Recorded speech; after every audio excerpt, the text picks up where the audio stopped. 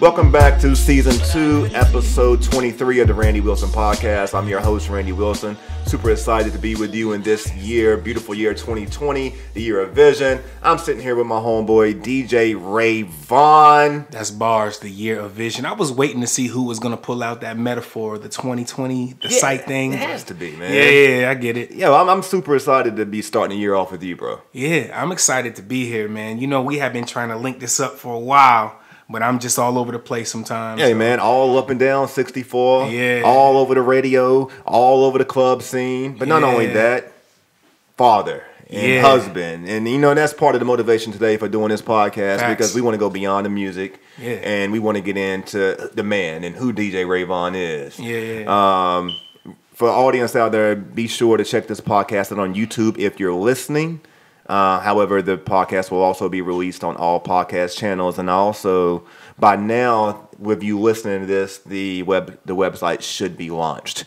So stay tuned and paying attention to RandyWilsonPodcast.com. But we want to go ahead and just get on into it. Yeah, Rayvon, how you doing, man? I'm good, man. I'm thinking about what you said, 2020, the year of vision. I mean, I got bars, man. I'm a rapper on the low. On the low, I'm a rapper, man. I don't say it. I put you on the spot, man. I do the grinding beat on the table like in the lunchroom. Oh, man, I ain't ready for the spotlight, though. I ain't ready for the spotlight. This podcast is being curated by Seventh Level. I had to make sure I get that right. Curated by Ethan Evans. He does phenomenal work.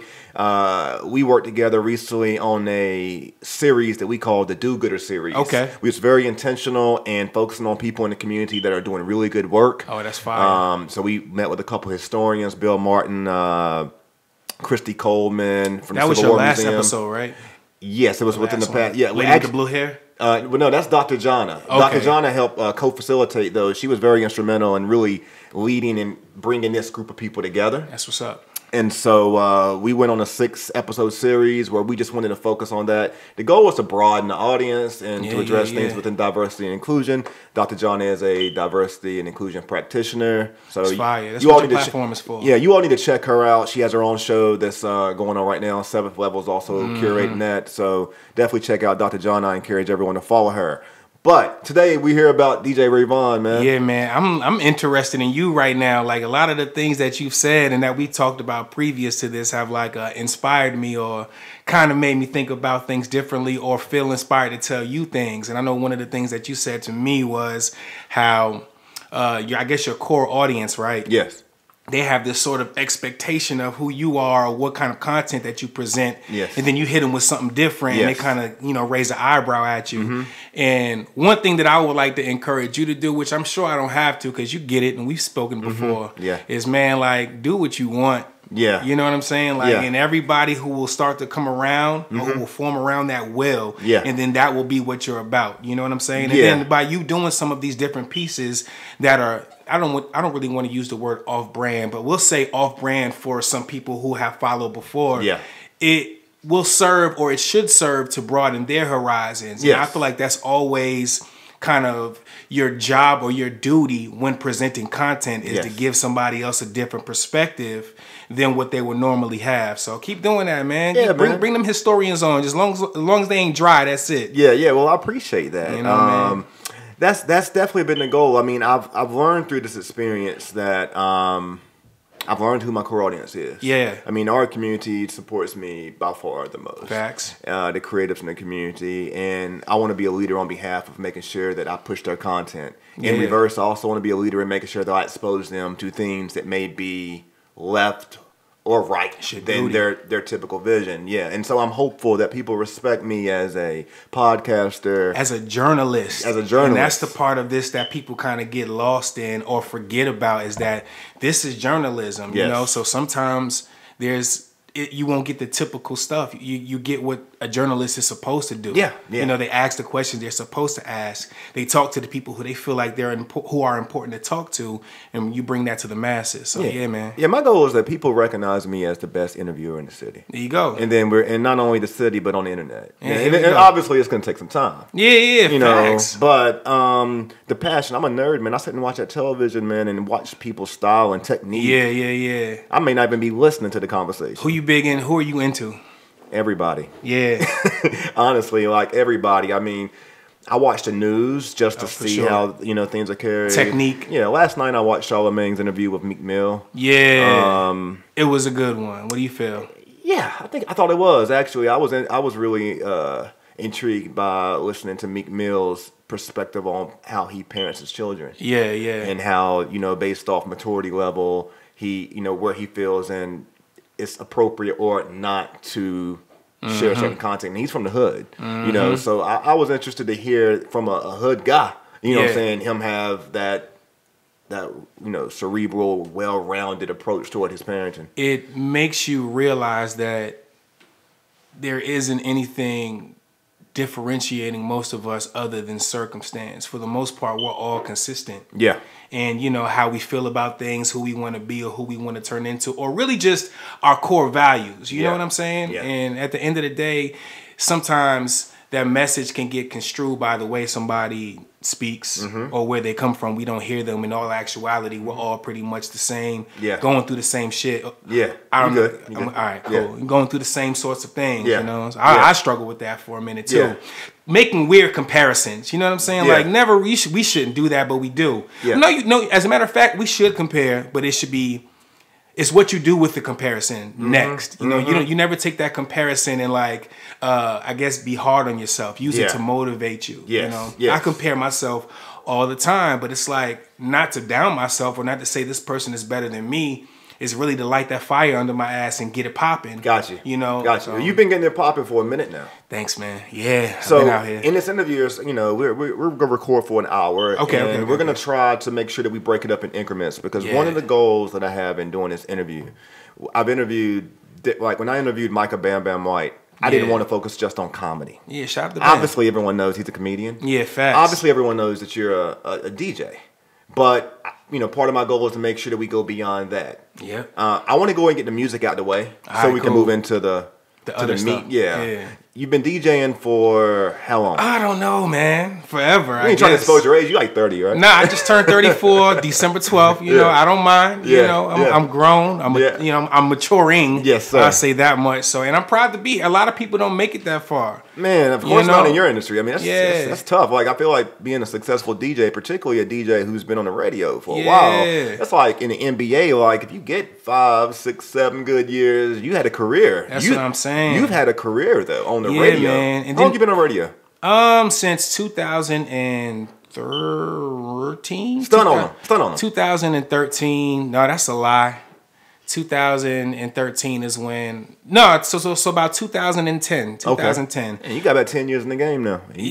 Mixing. I got more things to do. So one of the things that I've we have these. I take the new year not necessarily as a time to set resolutions, but a time to reflect. And one of the things that I've reflected upon and that I realized and that I really want to move into a little further is that I've kind of been taking this radio shit for granted. Because as of now, for the most part, I'm only mixing and I'm using my voice, but not as much as I could. And I'm not producing the content that I should. Got you. But I've always had access because of my skill set. Well, now, how do we take that to the next level? I don't want to just be the guy who you hear on the weekends on the radio. What can we do next? I can do so much shit, and I really want to start moving into it in terms of just post-production. Doing like little drops and imaging for the radio stations, and even conducting interviews in some ways.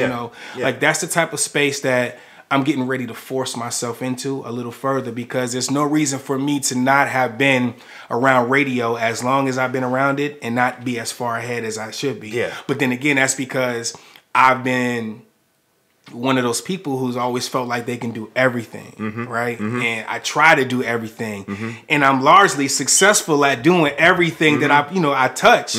But one of the things that I've noticed, right, when we talk about 2020 and the clear vision, is that just because you can do everything doesn't mean that you should. That's correct. And then when you have other things that come into play, like, you know, different priorities like family, you start to take 2 steps back and realize, well, there's other things that are more important than me being everywhere and doing everything, like spending time, right? So for me, my biggest revelation is that time is the real currency, right? Yeah. Like, we do a whole lot of shit to get money, but you miss out on moments. You miss out on people. You miss out on opportunities to build, which are really the things that kind of keep the world going. This money is going to come and go. It's fleeting. Yes. You know, you make a meal today, you lose it tomorrow, you can make it right back the next day. Well, when your son turns 8 years old and he got his first basketball game, and if you can't make that, you'll never get that moment back again. Yes. You know, one of my biggest regrets is my mom's had her 50th birthday party. But at the time, I was on tour. So I was working with this kid named Austin Mahone, and we were like all around the world. Well, I missed my mom's 50th because I was on tour. My wife was there. I didn't have kids at the time, but like the rest of my family was there. But I wasn't out trying to get some money and make something of myself. So at the time, I'm like, yo, this is what's up. You know what I'm saying? Like, it's cool. It's cool. It'll be all right. I'll catch the next one. But I get a little bit older. Yeah. You know, I start to have a little bit more intimate conversations with my mom and with my family. And I realized, like, damn, probably should have been there at that. The mortality begins to take place. You begin thinking about what's life. Next. Yeah. You know, what's next? Simply put, what's next, right? Yeah. You're going to die soon. Yes. Now, this is a weird fact. And is this how I want to live the rest of my life? So, weird fact, right? That, you know, again, when you get to a certain age, you start thinking about stuff. For black men, the average age expectancy is 70 years old. So, for me, I'm looking at it from a lens of how much time do I have to really start doing more things that I want to do. Yep. You know, I'm halfway there now. I'm 34. Next year I'll be 35. That means half of, quote unquote, my life expectancy of what they say I should make it to, half of that's gone. Yeah. So what the hell are we going to do next to make sure that this next half is as popping as the last half? Well, with the things that you've shared on behalf of where you want to go next in your music career. Yeah. Man, I think it's going to be exciting. I mean, just you clearly have more skills than just mixing. I would like to hear you more on this side. And when you get that podcast jumping, I want to come and be on that show. You know, that's a conversation too, you know. But again, right, we talk about time. So doing less of these things over here to make more time for the way you want to set yourself up for the next part of your life. Yeah, man, that's been a convo. You know, when we start up, I'll make sure you in there. Oh, man, I definitely want to be in there. We're going to be a little bit more raw, though. I'm going to ask you some crazy shit. That's cool, man. It's going to be after hours, right? After hours, that's for cool. Sure. Hey, cool, man. I'm definitely down with it, man. Yeah. There's nothing that's off the table though in this discussion today, as far as I'm concerned. Yeah, cool. We're in 2020. But then it's like 10:30 in the morning. Yeah, and we just waking up. You know what I'm saying? Why we have no drinks. Yeah, you know, we're just sitting here for the ambiance. Yeah, this is clearly unless you want to drink. I'm cool, man. Yeah, nah. See, after this, I gotta go home and pick up my son. You know what I'm saying? Understood. So, yes, sir. I can't be pulling up to the school all wobbly. You know what I'm saying? Sir. Originally from Virginia Beach, correct? Yeah, from the beach. We have an interesting thing in common because we have a mutual friend. Who's that? Antonio. Oh yeah. What's up, boy? Yeah, Antonio Leary. That's my dog, Leary, man. Yeah. So I just found it very interesting how this all came together. I mean, I've known of you like everybody who knows of you and been going, for radio, but it's funny how life takes its path. Same thing with Ethan. I've known of Ethan for a long time. Right. You know what I'm saying? As far as we sit in Brewers Cafe all the time and we're doing our work. But it's just interesting how life takes its course in regard to how people come together. And it was at Brewers Cafe where Zenobia kind of put the glue together and helped us formalize the instruction. That's the homie. Yeah. It's crazy, man. Yeah, man. Small world. So we're going to go ahead and clear this music stuff out. And we're really doing this for you guys. Yeah. What else? What we got? What are you listening to right now? What do you feel like is making the club jump right now the most? Okay. What I'm listening to, oddly enough, is I would say opposite of even what's making the club jump. Yeah. Because I feel like I'm in the club so much. Yeah. You know what I'm saying? That when I get out the club, I want to do something else. Yeah. But but you don't play. You play for the club with your audience. Yeah. Just wanting, right? Sort of. So yeah, but my man, I forgot his name. I met this guy, DJ, and he told me he has the 75. Then he calls it the 1/4 rule.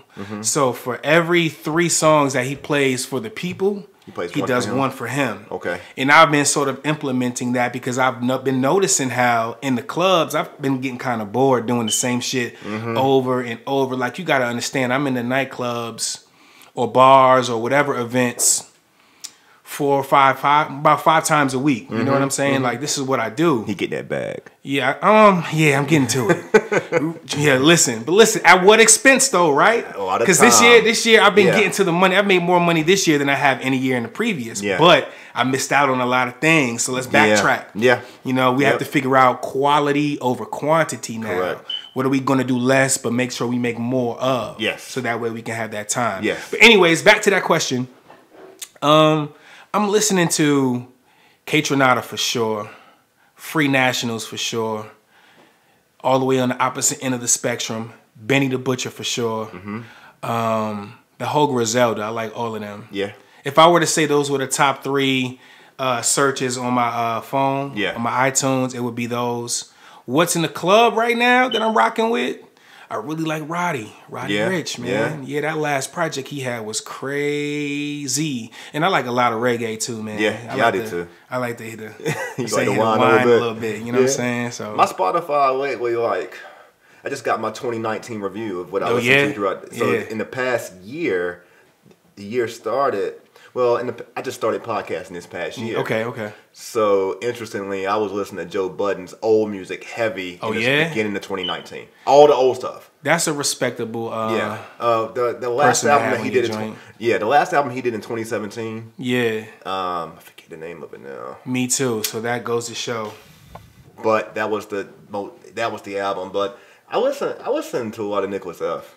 Man, come on, man. Something in the Water, shout him out. He is on Shout out to the boy, Nick. I'm proud. Listen, I'm personal discovery. I found out about Nick probably back in like 2013-ish. 2014-ish. I remember I was living in the West End. I was in Chase Gaten off of Quioccasin, and I would go running. Right around that time, I can't remember what album it was that Nick put out, but that's what Vices, maybe. That's what I was running to. Now it wasn't that one. I can't think positive. Whatever record that was, it was something like that. I said, "Oh yeah." It's ridiculous. Yeah, but then we always kind of sort of had this connection just because of being in music and being on the scene in Richmond. You know, so we would talk in passing or whatnot. But I began to really start reaching out to him around that time. That album. Yeah. So I began reaching out to him around that time because I had noticed so many similarities in just the type of person that we both were. And, you know, I rhyme too. But at the time, I had for a second put it down. And unbeknownst to him, he kind of brought me back around to writing again and like recording music again because the way that he writes and records is exactly my perspective. Yeah. And I felt like, damn, man, like for us to have so many similarities. Yeah. So at the same time, we started growing both of our dreads. Yeah. You know what I'm saying? So we had a conversation about that. And that's small, but you know what I'm saying? Like he was on the same wave. Yeah. Yeah. Exactly. I remember one time wifey bought me a massage from one of Massage Envy for my birthday. I go in. I'm walking out, Nick's walking in. You know what I'm saying? We literally got the same outfit on. You know what I'm saying? Mad funny. You know what I'm saying? Same style outfit or whatnot. But when you see on this track, then y'all need to go ahead and get together. Yeah, man, absolutely. I'm already in my head like I got to do a song with Nick. It's a couple guys I got to do songs with. I'm gonna keep that list low. Yeah. Because I'm really about to start recording again, and I just want to put some music out. That's what's up. On the low. That's what's up. You got music out? Yeah, years ago though. Yeah. So look, let me do this. Let me do this real quick. Hold on. I'll take this off. I think it's a brand opportunity coming up, huh? Yeah, absolutely. You know, I gotta pull the shirt back down. You know, put the headphones back on. Shout out to my boys, Mark Ferg, Eric Penn, Brandon John, and even Bruce, man. Both Phils, that's family, man. And even what he's doing with the fam. They started this movement. It's called A Night In. Okay. And what it basically is, first off, these are the guys who I used to record music with, which is the reference that I'm making right now. But they're still going and still going hard. And I'm telling you, like, everybody says, nah, that's my man. That's the best music I heard. That's the homie. Nah, like it's legit music. Yeah. You know, I love it.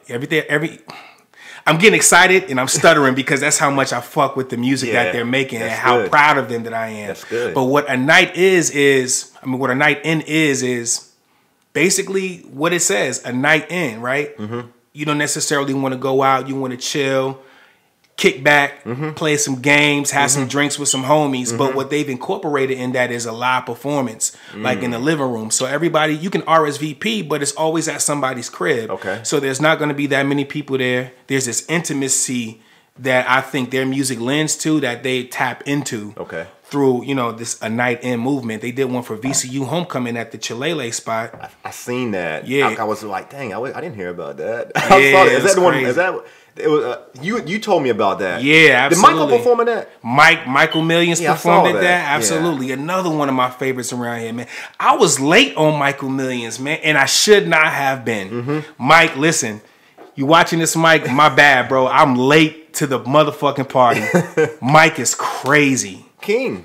Yeah, Mike is good, man. Yeah, man. So he rhymes so effortlessly. He says he's in this next series also, by the way. Oh yeah? Oh, that's what's up. So good. He deserves to be here. I guess I should let him know. I mean, the series coming has you started. I'm starting a music series. Yeah. So you started. Mike's in it. Yeah. Elevation's in it. Illa Styles. Lit. And Noah O's in it. And that's the only people that's secure. Good. Noah's a good dude too, man. I got to get back to the core. And these people, man, I mean, these are prominent hip hop Virginia artists. You know, and beyond. To be honest with you, we seen Noah on Sway. Yeah, absolutely. 2-3 times. So Noah brought Sway through the club one time, man, when I was DJing. I thought that was the coolest shit ever. I know the story. I didn't know you was DJing. Yeah. He brought Sway through the club, and I'm like, oh, this is random. Now, mind you, this is on a night where I'm trapping that shit the fuck out. Like, this is a hood night. You know what I'm saying? And here comes Sway out the blue, just popping up in the DJ booth, and I'm conflicted. You know what I'm saying? Because when you're around Sway, you feel like you got to play a certain type of way, but I got to take care of these people. Yeah. But you want Sway to know that you fire too. You know what I'm saying? So there was that conflict, but it was kind of cool. That's funny. Yeah, man. So shout to Mike. Back to these guys, man. I'm gonna find some way to plug them. Please. I really can't think of the socials off the top of my head. We'll cut it up either way it goes. Yeah. Show the camera the shirt. You can go and give them a close up. Yeah, man. And here we go. I'm gonna zoom in. I'm gonna zoom myself in. There we go. A night in. Yeah, check them out. On this side, a little closer.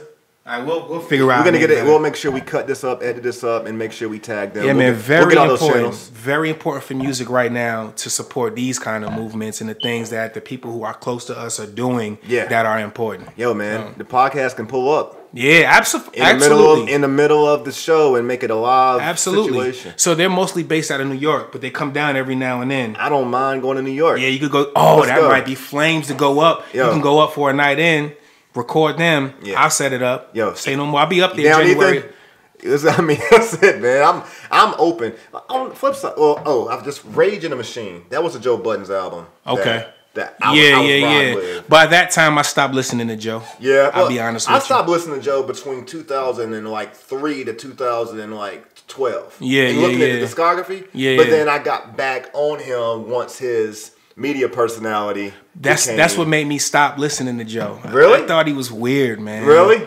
Yeah, I just at the time. Well, most of the world did too, and he acknowledges that he's weird. Yeah, at the time, like, you know, and I don't necessarily feel this way now, but at the time, I just really wasn't rocking with his personality. Yeah, you know, I just simply thought he was whack. I don't feel that way now, though. It was hard to like Joe as a person. Yeah. When he was in his art space. Yeah, absolutely. It was really hard to, because he'd come at everybody, and he really wasn't.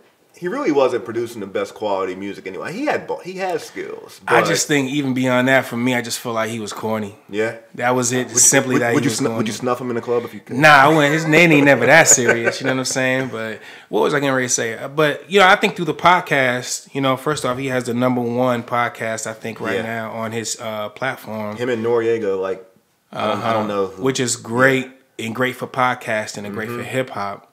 But through the podcast, I've kind of like, you know, sometimes it takes you a second to understand the person. I like Maul too. Yeah, funny guy. And you know what Maul does, which I'm beginning to do. I forgot to do it today, but you did it for me. Maul always wears a statement brand. He always wears something that identifies with someone he knows who he's trying to like uplift them on the Facts. camera.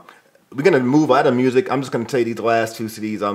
Last two albums that I'm messing with right now is. Okay. I'm a big Fabulous fan. So the last mixtape. Yeah, I'm on that last one. What is it? Something 3. What's something 3? Something summer? Something yeah, summer? Shootout 3, I think it is.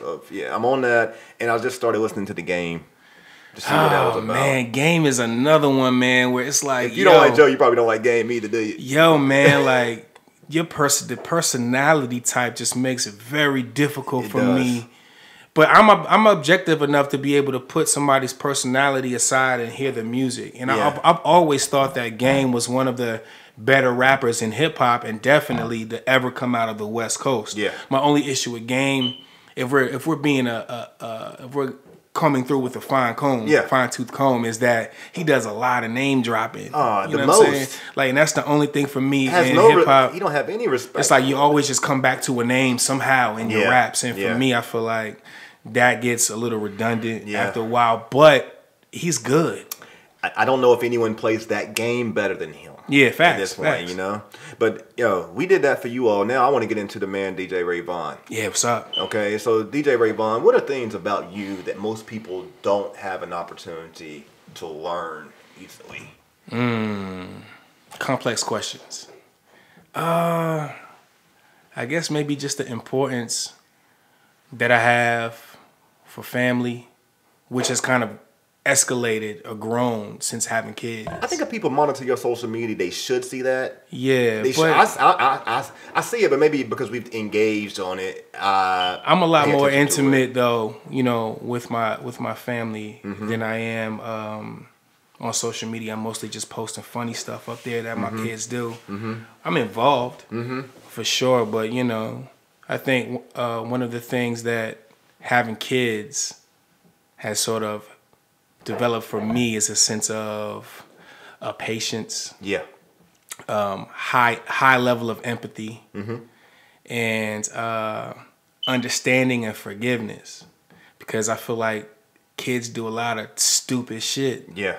But it's a lot of times it's unknown. A lot of it is like younger, less mature version of ourselves. Absolutely. Especially my son, man. And I think that's one of the things that's the eeriest to me is like everything that I've ever given anybody, like shit, any sort of like all the goofy stuff that I always do to everybody, he's 10 times over back on me. Yeah. So all of that. You reap what you sow, huh? Yeah, absolutely, man. And it's funny, but it's annoying. It's annoying, bro. He has mellowed me out. Yeah. You know what I'm saying? What would you be doing if you wasn't as deep in your music career right now as you are? Probably heavily into branding and like advertising and marketing for sure. You went to school for that, if I'm correct. Yeah, absolutely. So rundown from me, I did my undergrad at VCU, broadcast journalism, which is why I'm very comfortable in this space.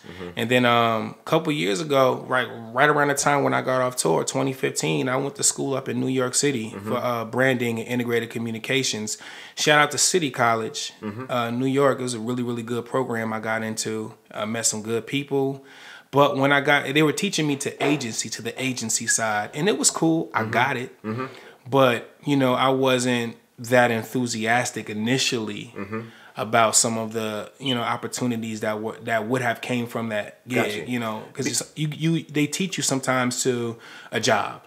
So being an alum of both institutions, has those institutions created opportunity? Well, you've done some work at VCU now in your capacity as a DJ now. I tell people all the time, because I can't get into VCU in any capacity. Yeah. So it's like being an alum. How has that been beneficial being here in the city? I tell people all the time, I've gotten more from being around VCU than actually being in VCU. Meaning that I've gained more from the access than the actual education. Okay. It seems. Okay. So the education did not contribute to the access? Always does. It's always good to learn and to be smart, But I got into college, and when I got into college, I put myself in the scene. What about, so the network? The network. Yeah, and I've definitely been trying to tap into that network, and it seems to be harder if you're not of VCU. Maybe I don't know. I mean, I'm not of Virginia originally. I've been here 16 years. Yeah. But, you know, in my career, I have attempted to get involved with VCU, and it just hasn't. How long have you been podcasting? I've only been podcasting, almost a year. But I have a background. Prior to that, what were you doing? I mean, my background has primarily professionally been in having conversation, discussion on behalf of leadership, mental health, community health. You know, so that's part of the reason why I got into podcasting, because I've been having very difficult conversations with incompetent people for a long time. I'm now trying to reverse that. Yeah, facts. Have very difficult conversations with people like yourself. That's the goal. Now, I will say this. A lot of people may not know this about me, but in college, I did do, like, sports broadcasting. I did campus radio. I did have a job at Clear Channel back in, like, 2003. You know, I did some radio work, advertising and marketing. I did work for a record label. Correct. A lot of people don't know that. Yeah. But I thought that I had to get away from it because it wasn't really paying the bills, and I felt like I was just hustling. But I got older, started thinking about my life, and I said, you know, regardless if I make a dime or not from podcasting, which hopefully, of course, I hope to. But it makes me happy to be back in this space. Because I grew up as a liberal arts kid, so I'm hoping that this rolls over. One of the things that I've learned is, if I think the difference between those who reach whatever their goals of success are and those who don't is simply some people quit. Yeah. And then some people don't quit. Yeah. Because it's all just a matter of time and consistency. You gotta stay the course. Yeah. And I think for me, you stayed the course. Yeah, for the most part, like a lot of my successes that have come down more recently have just been by me being in it as long as I've been and still being of high quality and high caliber talent. And that's only come from being around. You know what I'm saying? Being in different situations, having to learn different music, but also retaining what you're learning, so that way you can use that at a different time, and figuring out how to be in different environments, how to politic, because that's the part that I'm moving into right now that I was never really the best at. I always wore my heart on my sleeve. You know, very emotional on the outside about how I felt about things, but now self-control and understanding how to play the game is playing a role. And I think all of that comes with, like, you know, just time. Man, it's an honor to have you on the show, man, because I'm talking to a media expert to some degree. I mean, that's what it is, and I'm entry level right now at this. Yo, man, but you want to know what's weird, man? We don't give ourselves sometimes the flowers that we deserve. We don't give ourselves enough credit. And I've always been a get it out the mud kind of person. You know, I've always kind of just carved my own path and been great at doing that.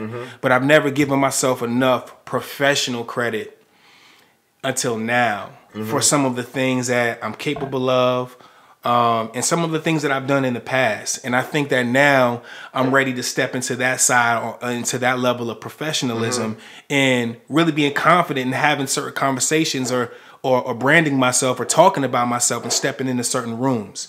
So again, part of that 2020 vision that you're talking about, and that you talked about early, that's part of it. We were on a panel together a long time ago. I think it was something that Zenobia Bay put together. Oh, I was Richmond shaking in my boots. So I think about that because environments like that, I could definitely see more from people such as yourself and other people in your position, like whether it's schools or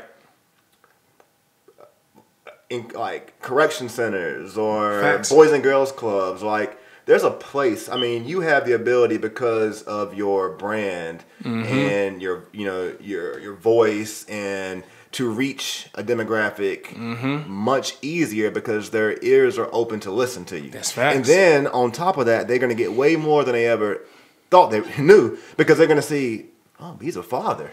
He's a husband. There's much more than just the turntables. He used to play basketball, which a lot of y'all may not know. Yeah, got that state ring and everything, baby. Sell him high, 2001. What's up? And I still got a goddamn on 1-2. You know what I'm saying? You still shoot the ball? Absolutely, man. We had a VCU homecoming game. Yeah.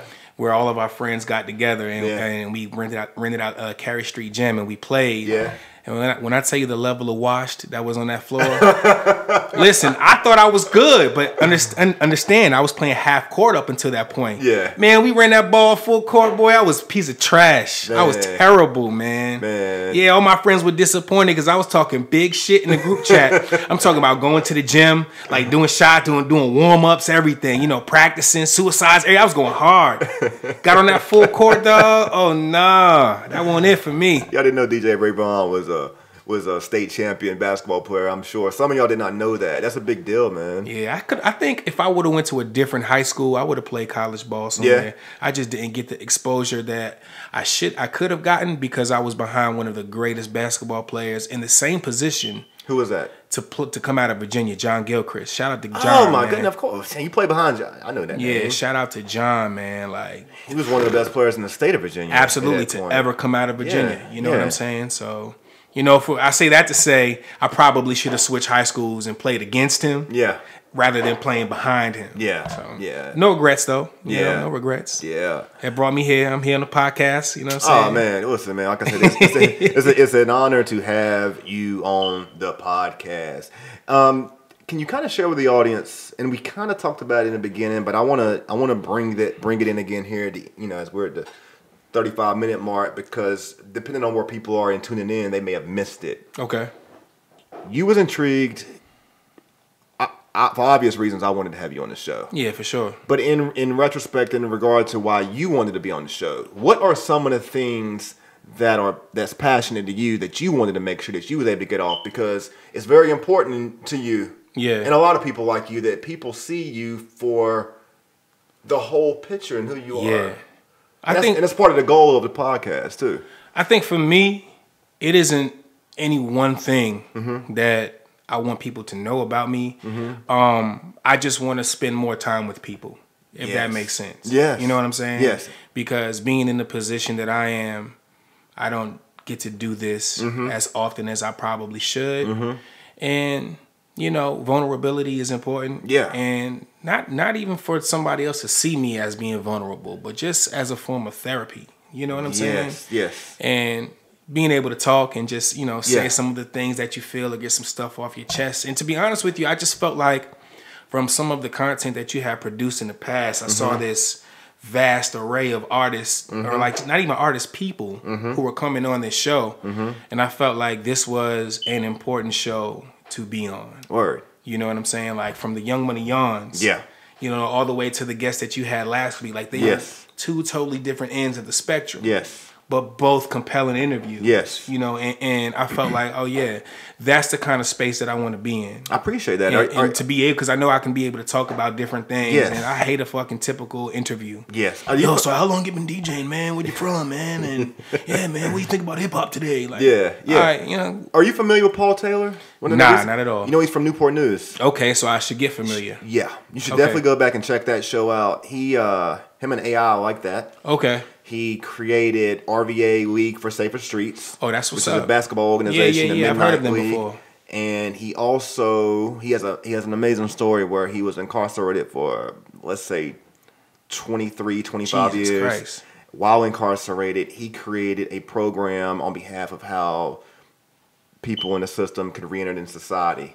He gets out. He gives a lot of respect to Governor McDonnell. Okay, He gets out. He gets hired. Yeah. To be responsible for they're creating a reentry program for the state of Virginia. So he has that's a lot of responsibility. He has a beautiful story. I shared, because he's from Newport News.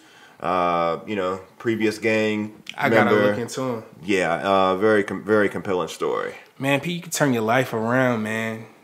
Turn your life around. Yeah. Snap of a finger. Yeah. It's so fucked up though that certain times or certain things that we do have to be carried with us forever. Like that, even on a smaller scale, all that stuff that was happening with Vic. They signed that petition, or they were signing that petition to keep him out of the Hall of Fame. Yeah. It's like, why would you do that? Like he made a bad decision that had nothing to do with his football playing ability. Yeah. You know what I'm saying? So it's cool to see the tides turn. Yeah. I say that to say that. Yeah. With bro. Yeah. And that's part of what's happening with, I'm trying to bridge Richmond and Tidewater. Yeah. Because I'm not from the Tidewater and I'm not from Richmond, even though it's home for me now. Yeah. But I notice a lot of people don't do that. They don't make the on either side. They don't make the concentrated effort to make this a Virginia thing. We're too divided. I've and you do it all the time. Yeah, I've toyed with this idea or the reasoning behind this, and I just think that it's distance. Yeah. You know what I'm saying? Like, from a, how do I say this in a non-offensive way? From all right, there's a part of 757 that's like 757, where a lot of things are concentrated, where our culture lives, where we maneuver. If you talk about where that same area is for Richmond, we're talking an hour and a half, maybe 2 hours, not about an hour and a half of distance, hour and 45 minutes. There's so much stuff that's going on here that's localized that people don't necessarily feel the need to jump up the road. Yeah. And vice versa, Richmond is booming. Yeah. I love Richmond. So there's no need really to go down to Tidewater. And I think that the distance is what keeps 757 and 804 from, really kind of getting together the way that they should. There's love. Yeah. I talk to a lot of guys on both sides who tell me that there's certain artists that they bang with from certain areas, but I don't know. They just don't get together. I'll be frequenting the RVA Rap Elite. Yeah. And there are a few artists from 757. One of them's name is Basic. Heard of Basic. No, not familiar with the music. Heard of him. Ridiculous. Yeah. Ridiculous. He won. Okay. 757 artist came up here and won I think he won the finale. Okay. I think he won at least 3 out of the whole season. Oh, shit. Yeah, and then I think it's Will something. On Instagram, it's like Will Jung.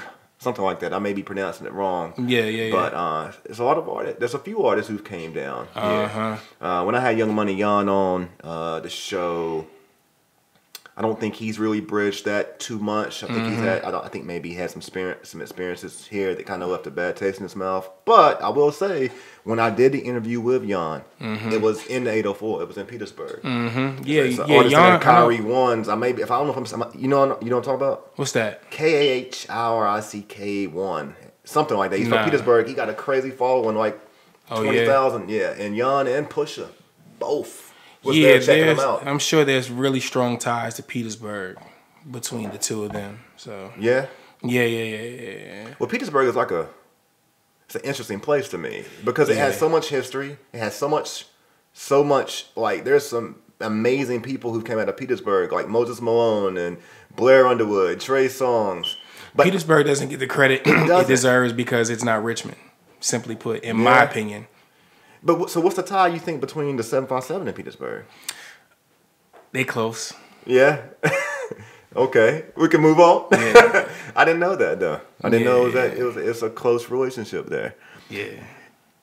Talk about that off camera. Are you disciplined in your diet? Now. You are? Yeah, I used to be clean? Trash. You eat healthy? I'm eating cleaner. Yeah, got you. I'm at a place where I'm not labeling myself anything because if I want a piece of chicken, I'm going to eat it. But I'm really trying to live as a pescatarian life.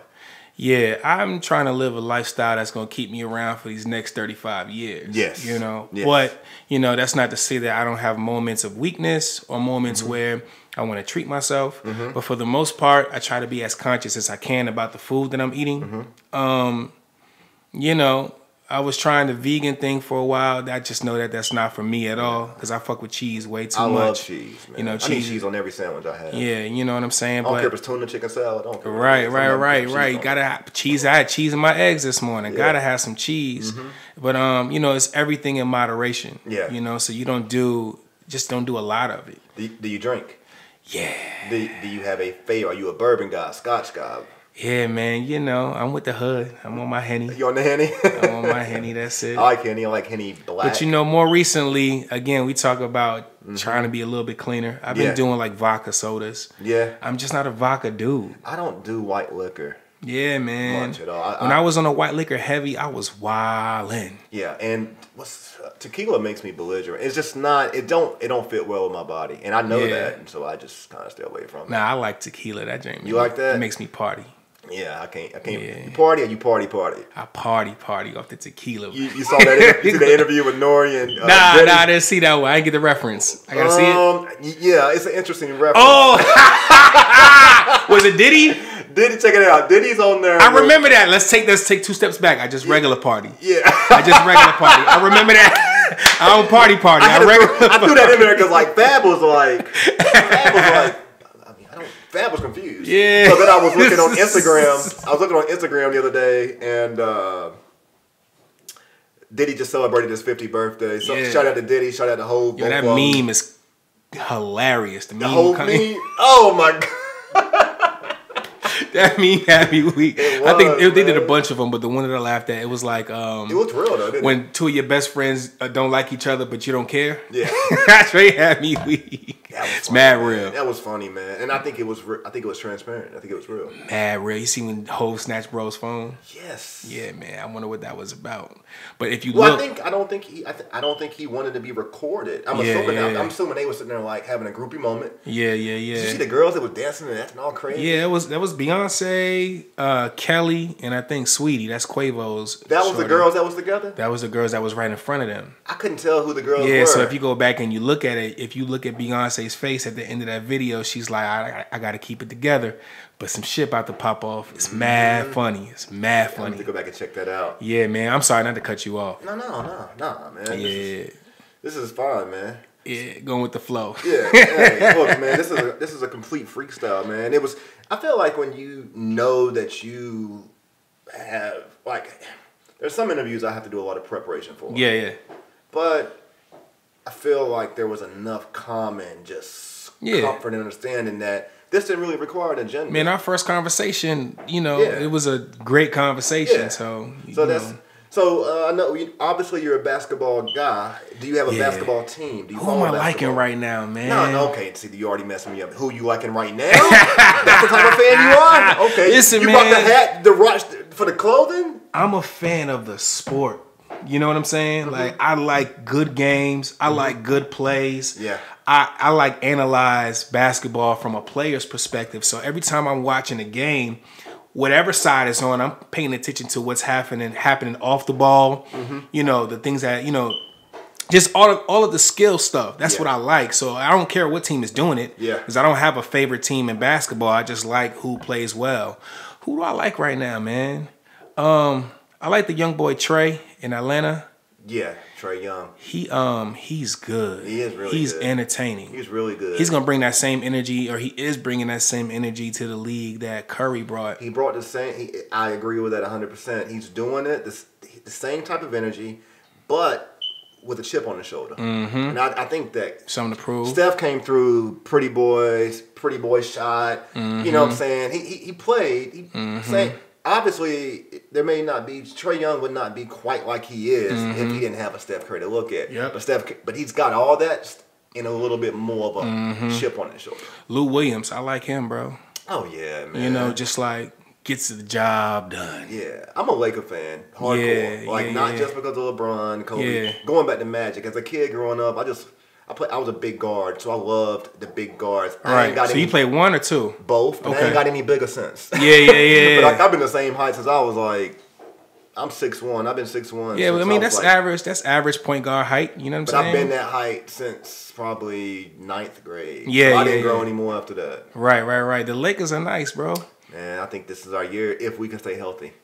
LeBron was talking about not taking any breaks, and I don't think that's smart. What's crazy is that LeBron looks like he's got the foot on the gas going 100 miles an hour right now. Yeah. I'm just like, man, it just don't always appear any need for him to be going at he's playing better this year than he did last year. And more aggressive. That's facts. I think that after a while, and this is just my personal opinion, after you've accomplished so much in basketball, the only challenges and the only things that you have to accomplish are challenges towards yourself, right? So you set some goals for yourself. So I think for him, he's very much in his own head right now. Like, look, bro, do this because you can. Yeah. You know what I'm saying? And he's doing it. Absolutely. I wouldn't be surprised if he averaged a triple-double. I think he's definitely going to lead the league in assists this year. Who's the young boy? What's the guy's name, man? Just because I don't know how to pronounce it. From Dallas that bust his ankle up recently. Their star. Who started Dallas? Luka Doncic. Yes, man. I love him, dog. I know he messed his ankle up. He's done? Yeah, I don't know if he's done. But it ain't good. Yeah, I don't know how it looks right now. He's nice. And LeBron has a lot of respect for him. Absolutely. They beat the Lakers. They're one of the only 3 teams that beat the Lakers. Yeah. In the one game that they lost to the Lakers, they almost won. I think last night they ended the who was it? Who was it that has a winning streak in the West? Not the Timberwolves. The fuck am I talking about? Clippers? I don't know. Not the Clippers. Somebody whoever it was whoever they played last night, they hadn't lost yet. Denver, maybe? Not Denver. Cream City. Who's that? Cream City on the jerseys. I can't remember. I don't know. Minnesota. No, yeah, Minnesota. Yeah, Minnesota. That's who it was. But they ended their streak last night without oh boy. Oh yeah. Yeah, so they're a good team, man. What do you think about LeBron's son, man? Bronny. You know, they playing in Richmond. Yeah, I'm mad I don't have tickets for that game. If you know anybody, let me know. I do. Oh yeah, please let me know. $50 though. $50 for all the games. It's the whole thing. I'll pay 50. The only reason why I'm not interested in paying the $50 is because if I'd have to take my son. I was like, do I want to pay $100 a bid at the gym all day? I don't know. I've been struggling with it. Yeah, man. It ain't about you, man. They want to see it. You know what I'm saying? That's how I look at it. Look, man. Those are some of again when we talk about some of the sacrifices that we got to make. My son don't. Oh, he don't care. He don't give a shit. I'm the coach. I coach my son's team. Yeah. He cares more about the snacks. Oh yeah. Who's bringing the snacks after the game? Hey, who got the Capri Suns? That's mad funny. He likes sport. He likes team. Oh yeah. It's more that I love basketball. I'm just trying to stay around the game. And I felt compelled because all the other parents and kids was like, "You ain't gonna coach this year." You know? So I was like, "All right." My son would rather be in the pool. He'd rather be skating. He'd rather be outside. That makes me nervous because I'm seeing I'm seeing that in my son. Yep. I want him to love basketball so much, but he would rather draw. Yeah. He would rather run around and be crazy. Now I don't know how much of it is just being 4 years old. Yeah. And just not really establishing the discipline to care that much about anything specifically. Yeah. But man, I really want him to like basketball, and I don't try to force it on him. Gotcha. But I do have those moments. I'm the same. I'm like a LeVar Ball type, man. You're the opposite. You're going to take these shots. I was just like you. We got practice 9 to 5:30. I was the same way, and then I recognized that this is not who I have. And I don't want to damage the relationship that I have with my son. Facts. Look, man, this is what we coming around to closing. I want to... Okay. This is how I typically close. I've been off of it lately, but I'm looking for you to give, like, fast responses. Try not to think. Okay. All right? Chicken or fish? Chicken. Hometown hero? Iverson. Ooh, good one. When you was growing up, who first introduced you to hip hop? DJB. Okay. Oh, that's a lie. My mom. My mom and dad. Got you. I'm tripping. Favorite artist as a kid? As a kid? Under 15. Under 15. Shit. I gotta be quick. Yep, gotta be quick. Under 15, I can still say Jay-Z. Okay, I can still say Jay-Z. Cool. Oh man, really though? No, that's a lie. Nah. Like I mean, Jay-Z came. I'm 38, so I'm a little bit older. So 15 is when I really started liking hip hop though, and a lot of it had to do with Jay-Z. The Hard Knock Life album was what put me on. Yeah, well, not even that for me. That's like right around that time I went back and got Reasonable Doubt, and then Blueprint was out around that time too. So, yeah.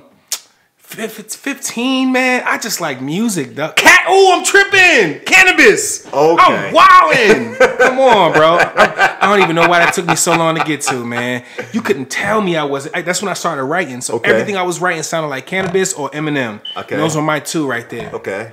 In 2021, I will be... In 2021, I will be rich, but not necessarily monetary all the way. I'm going to be able to have all of the things that I want in motion. And for me, that's wealth.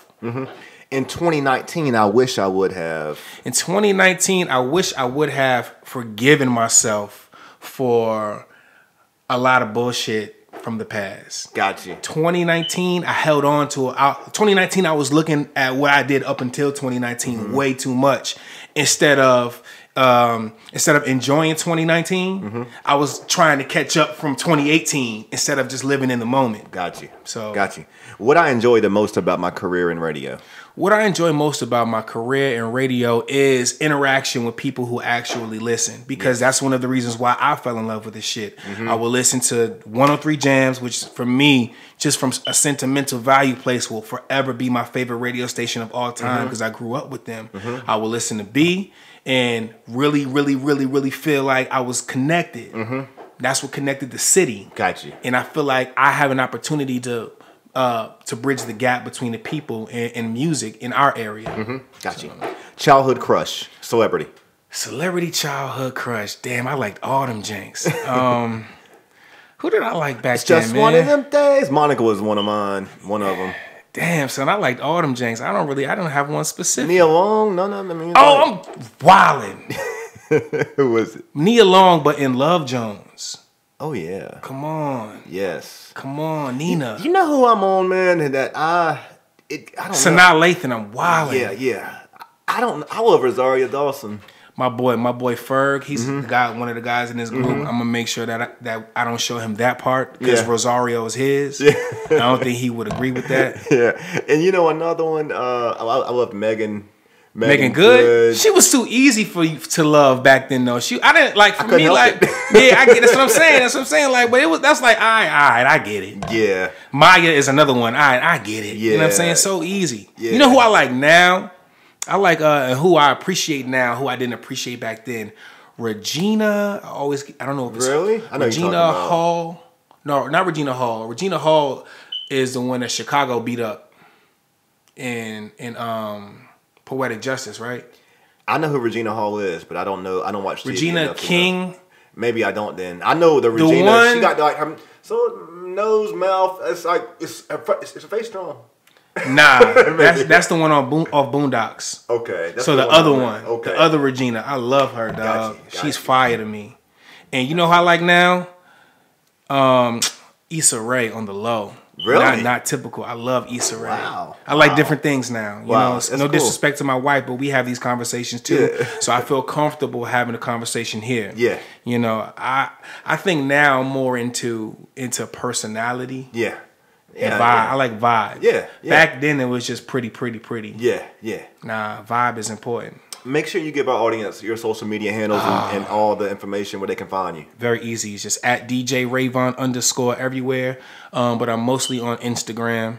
And yeah, that's how you get all my other contact information. Go to Instagram. It's at DJ Rayvon _ I can't stand when people like do weird stuff and like look in the camera when they're having a conversation right here. Yeah, but we the same shit. We doing it for them though. Yeah, we doing it for them. We're gonna point at it too. Yeah, man. Right. Hey, in closing, man, please let them know why you rock with the Randy Wilson podcast. Listen, man, there's diversity here. Randy's was a great conversation out the gate, so I felt it was my duty and my obligation to come through and show some love and to continue the conversation that we had, man. So check my boy out, man. I appreciate you, man. This is DJ Rayvon, episode 23, season 2. We in 2020. Check out the upcoming artist series that's coming. You're going to see Illa Styles. You're going to see Noah O. You're going to see Mike Millions. And you can see more. I don't know. I'm in conversation with Hove right now. Oh, yeah? Oh, yeah? Yeah. That's what's up. Speaking it. We speaking it into existence, Absolutely. Right? Joe Buttons, Nas. You got him on the text? Yeah. Not right now. We just DMing. DM. That's what's up. From B's. I was gonna say because I ain't know. He ain't got. Yeah, I ain't know who had one. He uses B's. You know right, that's what's up. That's what's up. You know, and he's been a little bothered lately because he's like, you've been a little too much in B's thing. But you gonna snatch your phone out your hand. You gonna snatch your computer off the desk like the dude. Yo, we appreciate you all tuning in. Again, 7th Level is where it's at. If you need video production, you got to check out my man Ethan Evans. Look, let me just shout out Ethan again, man. Ethan is an amazing person, man. Ethan has the most well-behaved kids that I've ever met in my life. He homeschools. He's a leader in our community. So if you need video production, please check out my man Ethan Evans. You may see him at your neighborhood coffee shop, and you're going to know it's him because he can have his kids over there doing their schoolwork, doing all their stuff, and you ain't going to hear a buzz out of them. This has been Randy Wilson with the Randy Wilson Podcast, and we out. Thanks. Yeah.